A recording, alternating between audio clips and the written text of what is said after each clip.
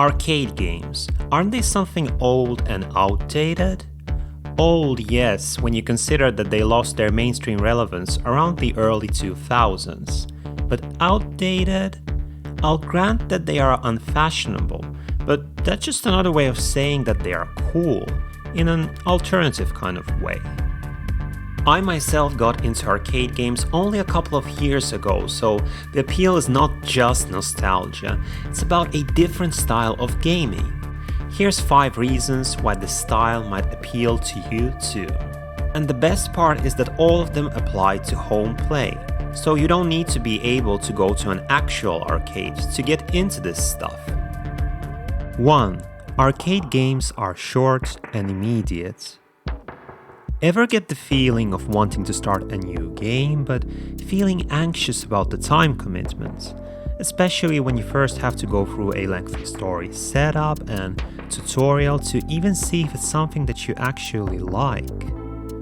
Well, arcade games are designed to get you playing as quickly as possible and to be all killer, no filler. A single round of Crazy Taxi may last only a couple of minutes, but it's a blast from start to finish. You could play for like half an hour and feel like you've gotten a complete gaming experience. There is no learning curve, and you don't need to worry about remembering where you left off if you can't play the game again for a while. Or maybe you're satisfied with an afternoon of fun and move on to the next thing right away. That's okay too. Perfect for those who suffer from the sickness known as backlog paralysis.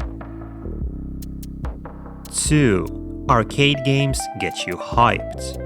You know, like there's certain types of music that instantly lift your mood and make your body sway to the rhythm? I feel like a lot of arcade games try to do something similar to you. They bombard you with catchy visuals, energetic soundtracks, over-the-top action, huge text prompts. These games want to get you drunk on a good time. Even something as dark and violent as a zombie apocalypse can be deeply hilarious when it's treated in the style of Typing of the Dead. I think a lot of this is the result of those very short runtimes. These games know that they might enjoy your company only for a fleeting moment, and so they try to make you happy with everything they got.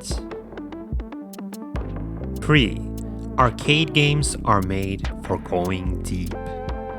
If you find yourself liking a particular arcade game, and I mean really liking it, chances are you can keep on going deeper into it and evolving your play. And that's because arcade games are built around challenge and mastery. You can drop a couple of credits into a shoot 'em up like Battle Garegga and just casually check out the stages and the bosses. But if you decide to attempt to beat it without getting a game over, suddenly it turns into this intricate web of decisions, choreographies, risk-reward situations. And then, if you get into the scoring aspect, you can no joke spend hundreds of hours perfecting your gameplay. It's a bit like a competitive multiplayer game, but more focused, and you can do it by yourself. Again, you don't need to go all hardcore on Battle Garegga to have a good time, but you can if you want to. That's the beauty of a well-made arcade game. It scales. You choose the level at which you want to engage with it. 4. Arcade games force you to confront intrinsic motivation. When Sega developed the seminal Outrun, they called it a driving game instead of a racing game. You're still racing against the clock, but I think this distinction is key to arcade gaming in general. In a video game context, racing is something you do to win, while driving is something you do to just enjoy the feeling of driving. Modern gaming is diverse and amazing, but I feel like the widespread use of elements like experience points, endless tasks, achievements that require grinding, and so on is misguided. It's also emblematic of our work-obsessed worldview. We didn't gamify work as was promised to happen. We workified our games. Now, I'm not saying games should never have reward systems, but a little goes a long way. I get super sad every time I hear somebody say that playing a game like Outrun feels pointless because there's like no missions or unlocks or stuff like that. You just get a condensed blast of gameplay and that's it. But the point of the game is for you to enjoy your time with it. If you're not enjoying it, that's totally fine, just play something else. But remember that we play games to have a good time, not to earn imaginary rewards. We are not machines that turn time into value and achievement. We are human beings, and human beings intrinsically like to play. 5. Arcade games love single-screen multiplayer. Playing video games with other people over the internet is cool, but what's even cooler is playing video games with other people who are sitting right next to you. When I said we are human beings, that's not exactly true. We are basically apes or monkeys, and monkeys like to hang out with other monkeys. A lot of arcade games have built-in single-screen multiplayer, and surprisingly often it's of the co-op variety. And for pure monkey brain enjoyment, it doesn't get much better than that.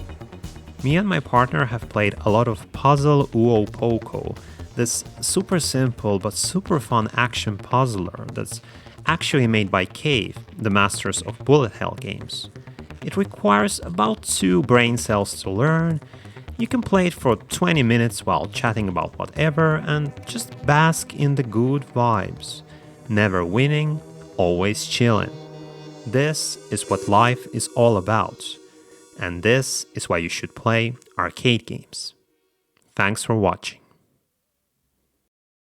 Secret sixth reason. Arcade games make you realize how ludicrously cheap hard drives are compared to how much invaluable stuff you can copy on them. You see, when you get into arcade games, you realize how many of them are not commercially available. It's super cool to be able to play an excellent version of Outrun on the Switch, but there's no way of playing Puzzle Poko on the Switch, or anywhere. Not unless you visit certain sites on the good old World Wide Web. And if you haven't heard, there are corporate forces hard at work to make these sites go away.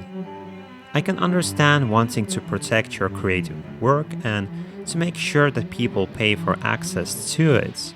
But for a lot of classic video games, there is only one access point. If we destroy it now, well, I don't think it can be completely destroyed, but making the stuff even more inaccessible doesn't sound that appealing to me. And that's why you should play arcade games now, not next year. Who knows about next year?